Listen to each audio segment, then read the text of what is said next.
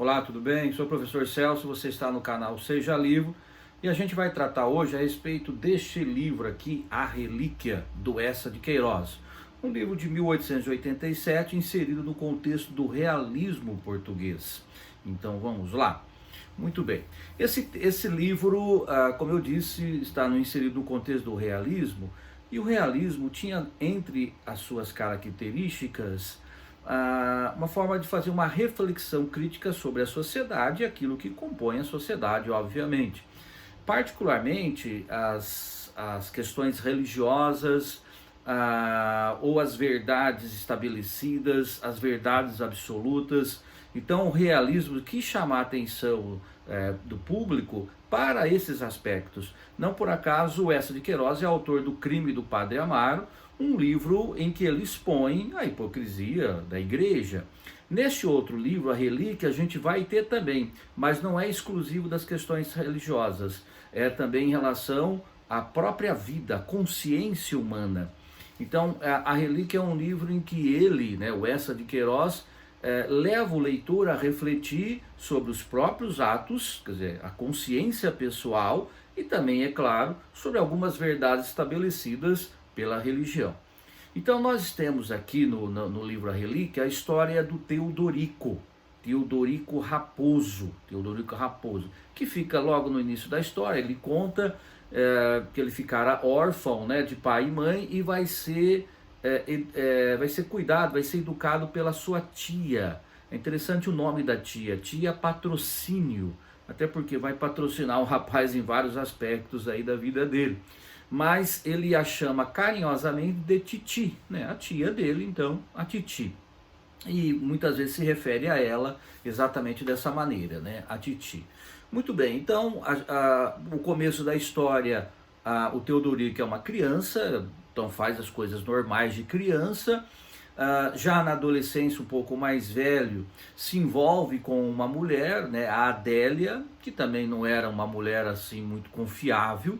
Isso é próprio do realismo também, falar de mulheres adúlteras, já que no romantismo as mulheres eram sempre fiéis e dedicadas ao seu amor, não é? A gente sabe que isso pode acontecer e também pode acontecer o contrário, não é? Quer dizer, tanto a fidelidade pode acontecer, como também uma traição.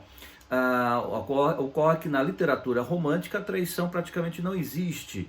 Já na literatura realista é pedra de toque. A gente encontra isso, por exemplo, no Madame Bovary, do Gustave Flaubert, no próprio livro do Eça de Queiroz, O Primo Basílio, ou no Dom Casmurro, do Machado de Assis, ainda que a possível traição seja discutível, mas o tema está ali, isso é o que importa. Então, esse tema é recorrente na literatura realista, mas nem é o ponto central do livro. A história do Teodorico com a Adélia não é o ponto central, é apenas o ponto inicial. Quando ele descobre que é traído pela Adélia, nem eram casados nem nada, quer dizer, que ela tinha um outro homem, ele simplesmente a abandona e pronto, quer dizer, não é esse o ponto principal do livro. O fato é que também o Teodorico não pode ver uma mulher, ele está sempre lá ciscando, sempre procurando mulheres para passar uma noite, para passar um momento, quer dizer, ele não é também uma pessoa exatamente confiável para se relacionar. Muito bem, e aí ele já adulto, pensa em conhecer Paris, já que eles moravam em Lisboa, moravam ali em Portugal, e ele pensa em conhecer Paris, porque Paris era o local em que ele poderia, digamos assim, ter mais diversão, conhecer outras mulheres, e etc. e tal. Bom, ocorre que a Titi é uma mulher muito religiosa, não é? Ela tem lá um oratório, ela está sempre em meio aos padres, patrocina, o nome dela, tia Patrocínio, e ela patrocina também festas da igreja, dá dinheiro para a igreja, o dízimo. Então é uma mulher muito religiosa, muito temente a Deus, e claro, e sempre educou o Teodorico na religião cristã, no catolicismo. Acontece que o Teodorico não era exatamente uma pessoa fiel, como eu disse, nem às mulheres e nem à religião. Ele apenas era uma pessoa que demonstrava acreditar, né, na igreja para agradar a tia. Afinal, o seu grande interesse na tia é que um dia ela morresse e ele herdasse toda a fortuna dela. Então ele faz de tudo para agradá-la. Diz que foi à missa, mas na verdade estava com uma mulher. Diz que rezou lá, né, rezaria toda noite, mas não é verdade. Então Teodorico tem assim diversos momentos em que ele tenta vender para a titi, ou a tia dele, que ele é uma pessoa religiosa. No entanto, ele não é nada disso.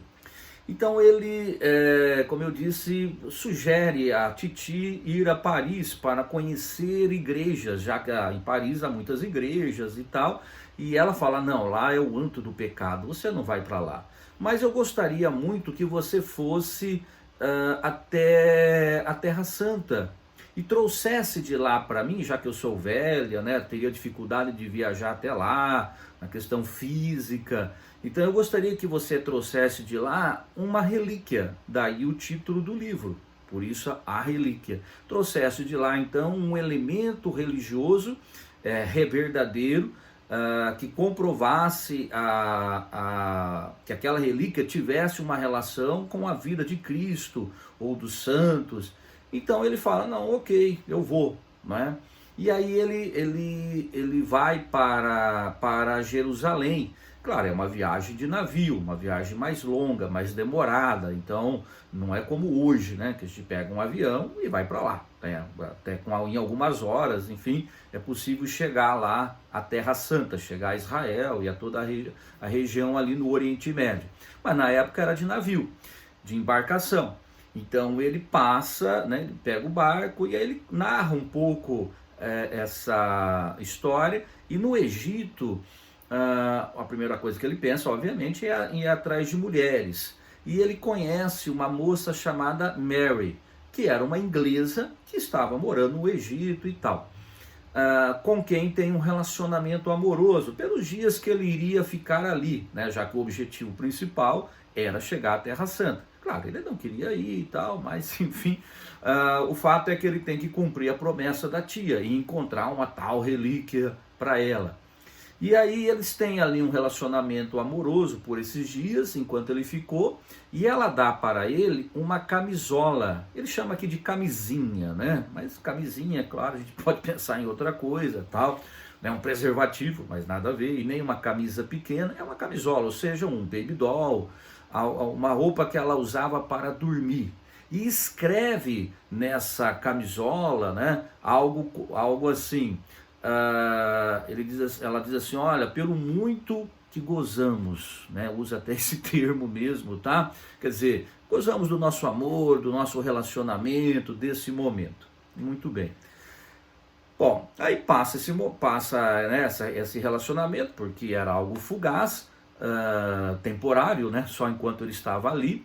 E ele vai com um historiador de Herodes, né, o historiador do Herodes. Quer dizer, uma pessoa que pesquisava o passado bíblico, que pesquisava a época de Jesus Cristo, né?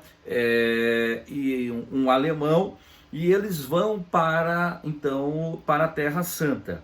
E aí é que começa, sobretudo no capítulo 3, o principal momento do livro, né?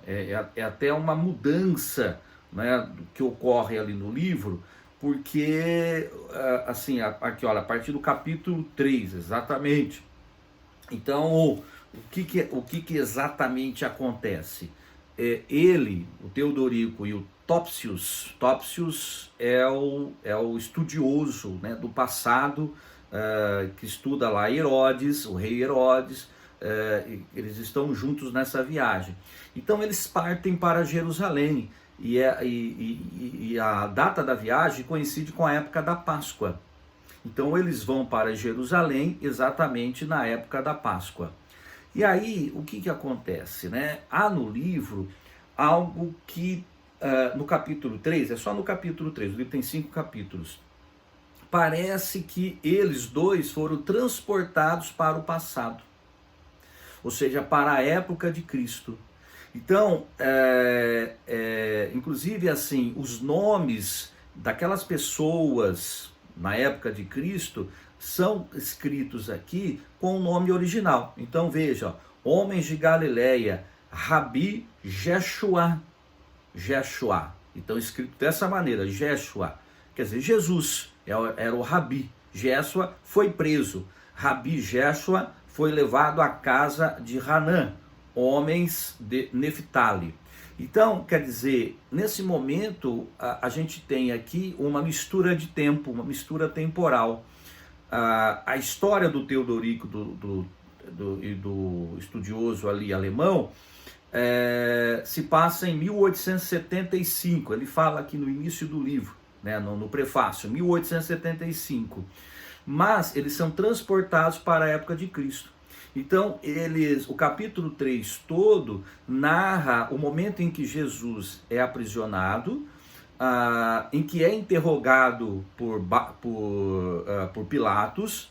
Pilatos, enfim, toda aquela história, ele diz que não achou nenhum crime que teria cometido o tal Rabi Jeshua, né? Acho que fala mais ou menos assim, mas há a pressão dos judeus para que ele seja punido pelo Estado romano. Afinal, ele se autodeclarava rei dos judeus. Então, a alegação é que Jesus, né, o Joshua, seria um subversivo. Então, a gente sabe isso pela história também, pela história bíblica. Então, nós temos toda a história da prisão, do julgamento, e da crucificação narrados no capítulo 3, mas como se os dois, o Topsius, né, e o Teodorico, estivessem lá em loco, naquela época, naquele momento. Não é?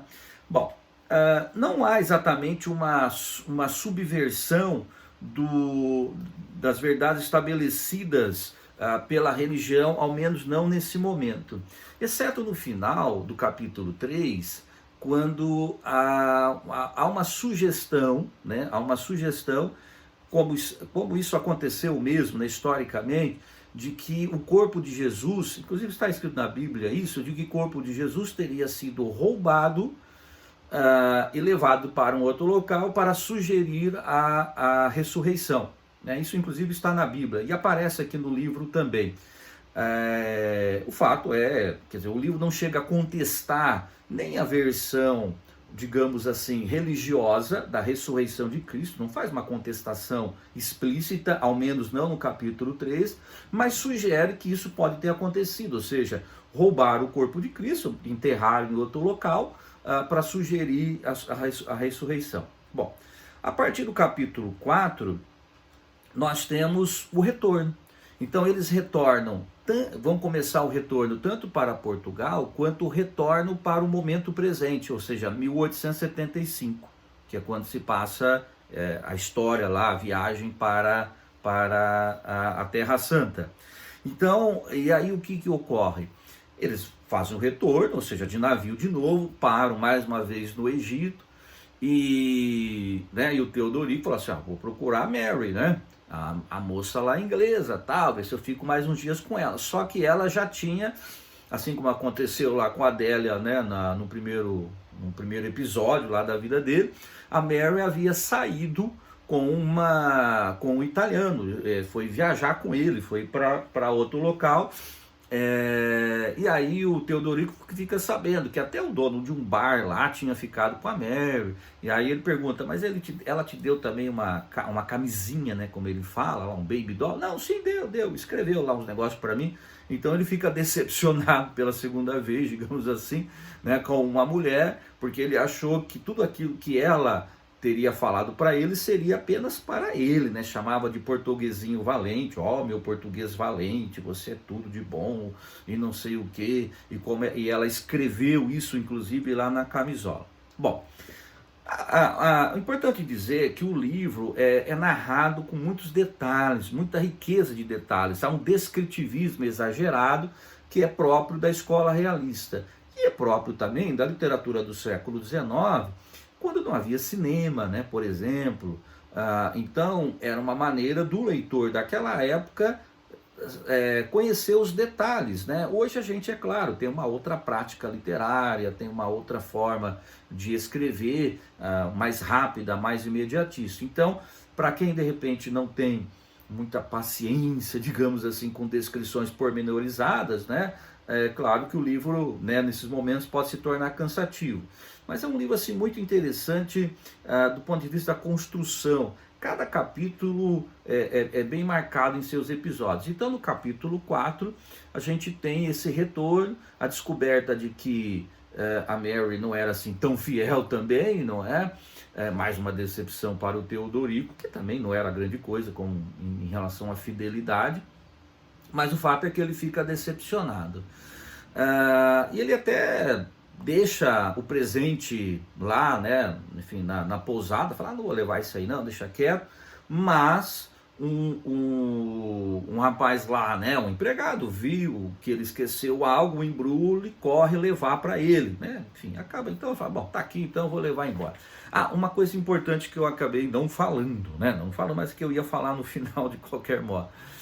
Logo que eles chegam à Terra Santa, o Teodorico vê uma plantação, uma árvore que parece, assim, os galhos parecem uma coroa de espinhos. Ele fala, essa é a coroa de espinhos com que Cristo foi crucificado.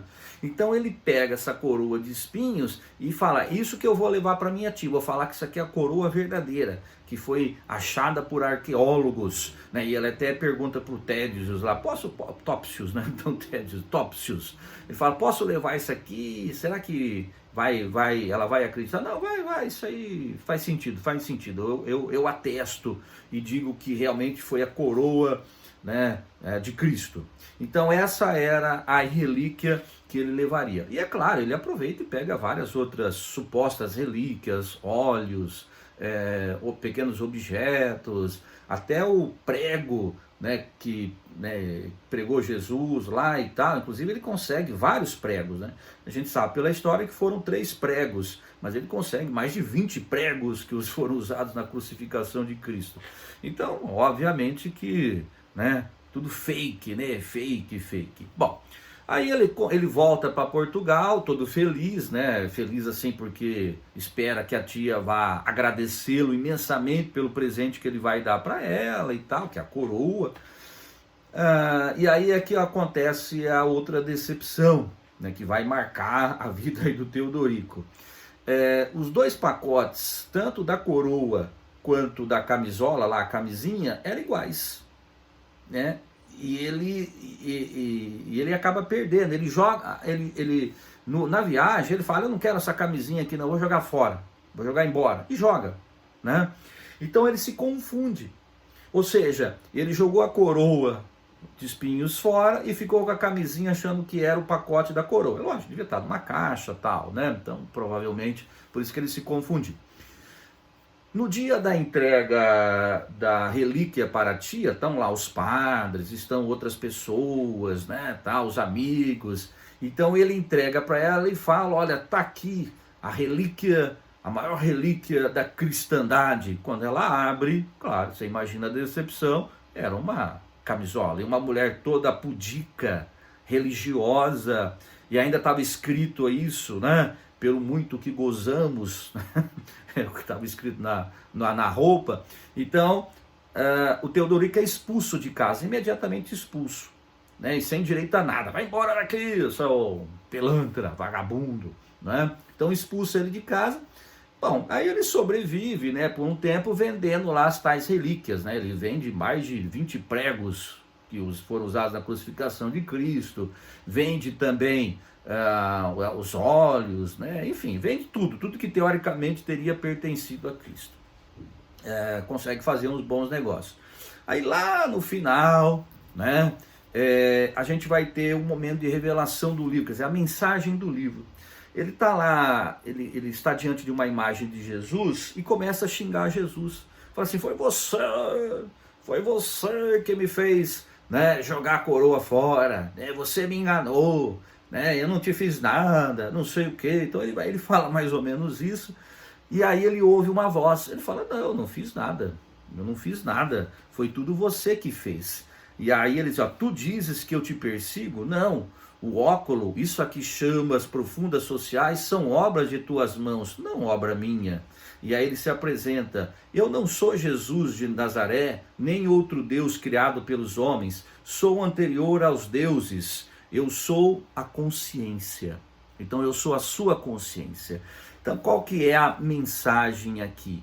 Que tudo isso que é criado em torno, enfim, né? Como eu disse, há uma visão contrária à religião. Então tudo que seria criado pelas verdades religiosas, tudo que seria criado até por verdades científicas, ou verdades humanas, a rigor seria tudo da nossa própria consciência, ou seja, seria tudo fruto do pensamento humano e não algo fora disso.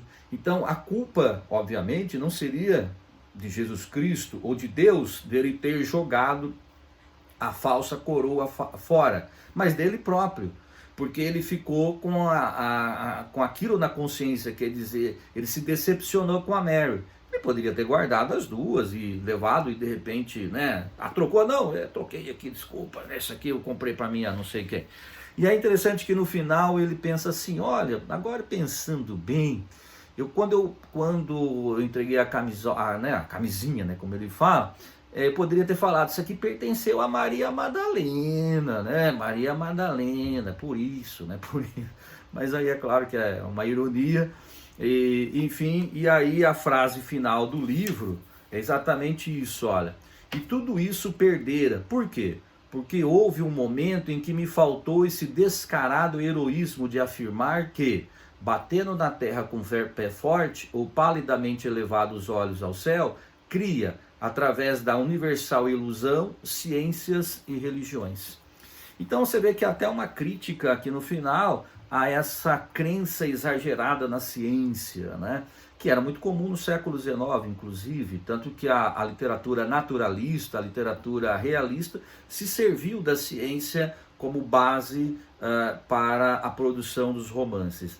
É claro, né? Tudo tem o seu peso, tudo tem o seu valor, mas a mensagem principal aí do livro é exatamente essa, quer dizer, o que é uma relíquia? A relíquia é algo real, ela tem um valor por si mesmo, ou nós é que atribuímos valor a um determinado objeto. Quer dizer, é um fetiche, né? Uma fetichização, né, de um objeto, tá bem? Então é isto, essa é a essência do livro. Importante lembrar que se trata de um livro exigido por vestibulares, inclusive o vestibular aí da FUVEST, tá legal? Então é isso, terminamos aqui, grande abraço, né? Se inscreva aí no canal também, dá uma curtidinha, sempre é importante, tá bom? Tchau!